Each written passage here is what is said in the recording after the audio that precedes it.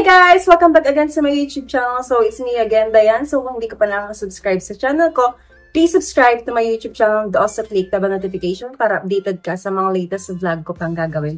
Yun, magre-review tayo ngayon ng product. I-share ko sa inyo yung journey ko sa paggamit ng itinry kong gamitin ng mga Lux Organics na skincare. So, ayun na nga, bakit nga ba nag-Lux Organics ako? Kung mapapanood nyo guys, yung mga previous vlog ko dyan, hindi Lux Organics ang ginagamit kong skincare. So, ang ginagamit ko is yung mga Series A, which is yung mga light lang siya sa face kasi medyo sensitive yung skin ko sa face. And then, hindi ko naman kailangan ng matatapang na skincare para sa mukha ko dahil hindi naman ako tinitigyawat ng malalaki or hindi naman sobrang lalaki yung pores ko. And then, kung mapapansin nyo naman yung face ko, hindi naman siya ganun kapangit yung skin. Try kong mag-Lux Organics dahil naubos yung stock ng Series A na serum. So, yun lang yung ginagamit kong maintenance sa mukha ko, yung Series A serum nila or yung PWG na Series A. And then, yung toner nila, yun, so, mga light lang. Dito na tayo kay Lux Organics. Meron akong 4 item ng Lux Organics na i-share. Pero yung pinaka-main purpose ng vlog na to is yung i-review natin ito, retinol. Ayan. Ito lahat ng Lux Organics na ginagamit kong item. So, ipapakilala ko sa inyo isa-isa yung mga Lux Organics na to. So, meron akong facial wash dito or foam cleanser from Lux Organics, and then the toner, yun na nga, konti na lang siya, and then the moisturizer, marami-rami pa to guys, medyo matagal akong ginagamit, and then the retinol, plus Bakuchiol. So ayun, ipakilala ko na nga sa inyo si retinol. Sino nga ba si retinol? So syempre nag-research tayo dyan. Bago din natin gamitin yung product, syempre, nagre-research ako. And yun guys, kailangan nyo din gawin yun bago nyo apply syempre sa mga skin nyo. So yun na guys, ang proven ingredients ni retinol is to brighten our skin, reduce wrinkles, tapos paliitin yung mga pores natin sa ating face, and then bawasan yung mga dark spot. So ako kasi, yung problema ko din sa mukha ko, nung nagpa-facial ako nung birthday ko, is napansin nila itong sa ang tawag nila dito, yung may uneven. So, ito parang medyo ito nga yung madalas masunog yung ilong ko kasi parang, siguro kakakuskus ko pag nasa labas. Siyempre, nawawala na yung sunscreen. That's why, ayun, nasusunog siya. Hindi kasi ako nagre-reapply ng sunscreen. So, ayun guys, mahalaga din yung pagre-reapply ng sunscreen. So, ayun, that's why tinry ko din to hanggat wala pa ako yung stock ng Series A serum na ginagamit ko. So, in short, pampakinis ang retinol. So, yun nga, parang pampalit siya sa rejuve. So, paano nga bang gamitin sa retinol? So, ayun guys, pagka pala first time yung gagamit ng retinol, kailangan hanapin nyo yung mababa pa lang yung retinol percentage niya. Kung makikita nyo to, ito to, sa ilalim. 0.1% lang siya. So, meron na dyang 0.5% or yung more than doon. So, ito, dapat dito kayo mag-start 0.01. So,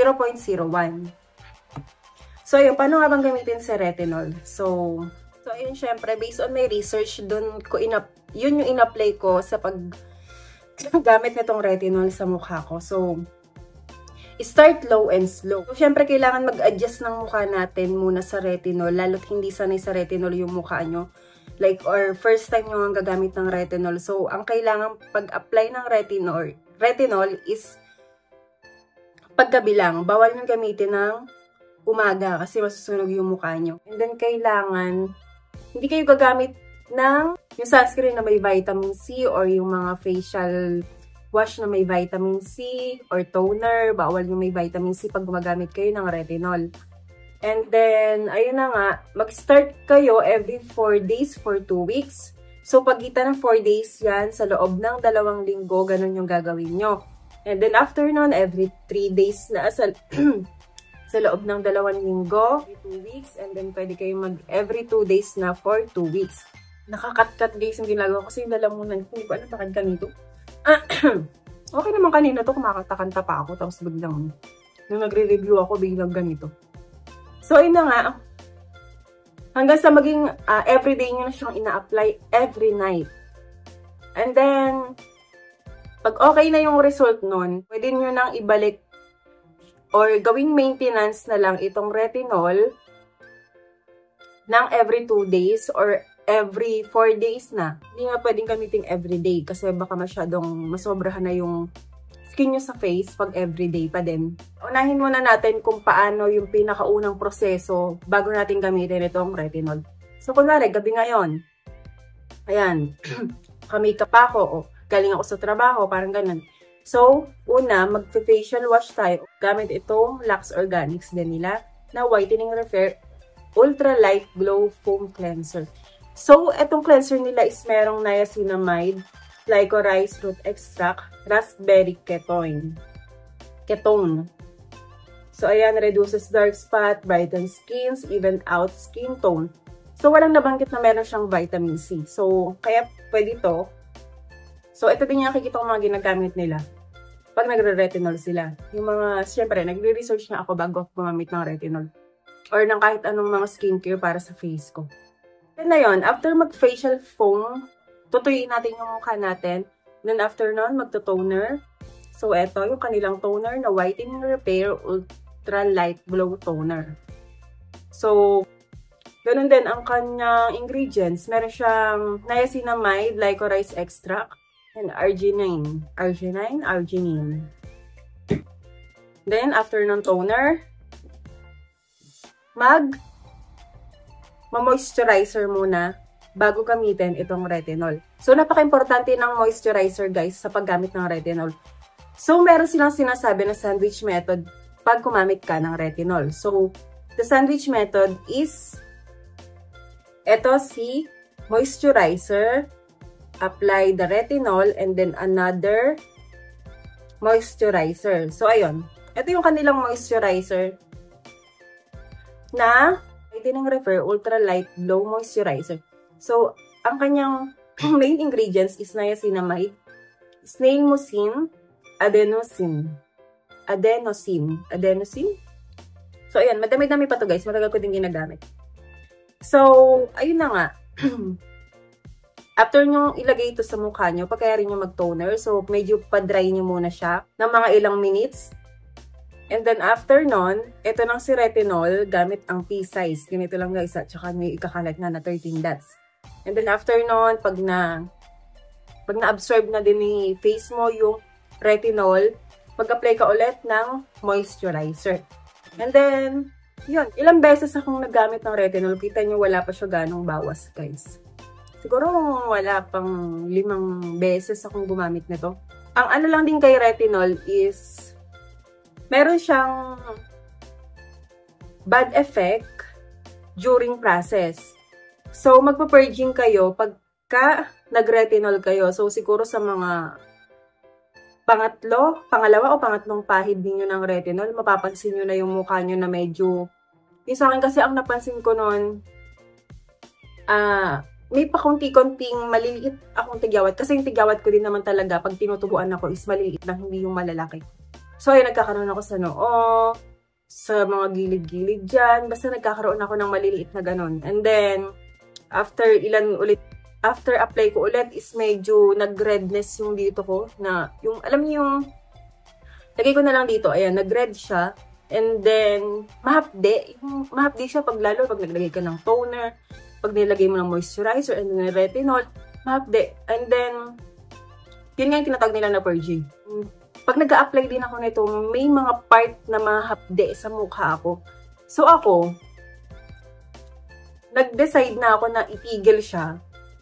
Dahil, ang trabaho ko is lagi ako sa labas. So, hindi ako pwedeng maging ganun. Kasi mawawala yung confident ko sa pagharap or pagkausap sa mga tao na kinakausap ko sa labas. So, madalas din ako magbiyahe.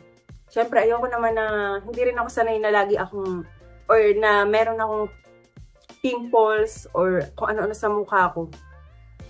So, ayun. Buti na lang din nga, nagkaroon ng stocks ang Series A So, nag-hoard na ang ate mo, girl. Yung saktong month na yon, ayan, nagka-stock ang Series A, kaya nag-hoard na ako ng 3 agad. So, meron pa din naman sila nitong month ng October. So, mag-hoard ako ulit, bibili ako ulit ng mga 3. So, yung isang ganito naman, matagal ko na din ginagamit. Ginagamit to, guys. So, ayan. Nasa kalahati pa lang siya halos. Parang nasa 2 months or magto 2 months ko nang ginagamit to. So, depende naman din sa paglagay nyo to. Baka umabot pa minsan ng 5 months sa iba. Ako kasi medyo marami akong maglagay talaga sa mukha ko ng serum. So, every night ko lang din naman to ginagamit. So, I think 1 month ko na nga mahigit ito ginagamit. So, kita yun. Mga 3 months magagamit ko to. Yung isang bote lang. So, meron na tayong good for almost 1 year na supply dito. So, bibili pa ako. So, pagka guys, pero maganda rin naman yung effect ni retinol pag pinagpatuloy mo. Pag hinayaan mo muna lumabas yung mga kailangan lumabas din sa mukha mo. Kasi talagang ilalabas mo yung mga pimples, yung mga lahat. Kaya ganun yung nangyayari. May purging nga. Or yung during the process. So, after naman nun, maganda yung kalalabasan niya. Talagang magiging makinis yung mukha nyo. Kasi ako, ang problema ko lang naman is yung dito ko.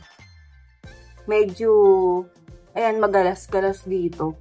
So, sa ginagamit kong serum, nawawala naman yan. Pero mas magalas pa yan dati. Pero ngayon medyo okay na yan, oh. Hindi na siya ganun kalalaki yung... Hindi ko alam kung pores to or what. Basta yan, oh. Kung mapapansin nyo dito, guys. Yan. Ito yung problema ko lang naman sa mukha ko. Sa moisturizer pala, guys. So, bibigyan ko kayo ng tip dito. So, kung oily skin kayo, dapat na moisturizer yung gamitin is yung lightweight and oil-free moisturizer. Ito, marirecommend ko to sa mga oily skin. Ako din kasi oily skin din kasi ako yun. So, ay napaka-lightweight nito and then after mo i-apply, hindi siya yung malagkit na malagkit sa mukha. So, parang ang bilis nyo ding madry. And then, para naman sa dry skin, yung mga dry skin dyan. So, ang gamitin yung moisturizer is rich in ceramides. So, i-search nyo lang yun. Kasi nag-research nga lang din ako ng about sa paggamit ng retinol. So, yun yung mga na-research ko. And then, I hope na makatulong sa inyo, guys. And then, ito pa. Don't use this retinol kapag meron kayong hypersensitive skin, skin asthma, eczema, dermatitis, or kung breastfeeding kayo and pregnant kayo, bawal to sa inyo, guys. Magkano nga ba itong si retinol ng Lux Organics? Depende siguro sa brand. Merong mura, meron ding mahal. Eto, nasa 300 plus lang siya. Ilang ml? 30 grams siya. And then, made from Korea. Matagal na din ginagamit to, guys. And then, meron din naman palang ano sa likod. May instruction. Mild cleanse, hydrating toner, serums. Ayan, pwede mag-serums, moisturizer, retinol, and moisturizer. Ayan. Pakita ko sa inyo yung consistent niya, guys. Ayan. Paano itsura niya? Oops. Ayan, ganyan lang yung ano ya. Ganyan lang dapat yung kukuhanin yung size pag nag-apply kayo. Tumutulog. Pag nag-apply kayo sa face nyo. Ayan, ganyan lang dapat. Oopsie. Itapon ko na to. Matapang kasi to, guys, retinol na to. Kaya kailangan konting-konti lang. So, ayun, makikita nyo din yung expiration nasa likod. So, ayun na nga, guys. Hindi ko to ginagamit. Kung gusto nyo sa inyo na lang, mag-comment kayo dyan. Dapat yung malalapit lang yung dito sa around QC. Quezon City lang, around Timog. So, ayun, sa inyo na lang to. Ilalalamove ko. Ako na bahala sa lalamove fee. Kung gusto nyo, sa inyo na to. So, comment down below. And ina-message ko na lang kayo. Ilagay nyo yung Facebook nyo or IG or TikTok. So, ayun. Ibigay ko na lang sa inyo to. Madami-dami pa to, guys, laman. Kung gusto nyo i-try. Ayun, guys, that's it for today's video. So, hope you like this video. Please like, share, subscribe, and hit the bell notification para updated ka sa mga latest vlog ko pang gagawin. So, thank you for watching. Bye-bye!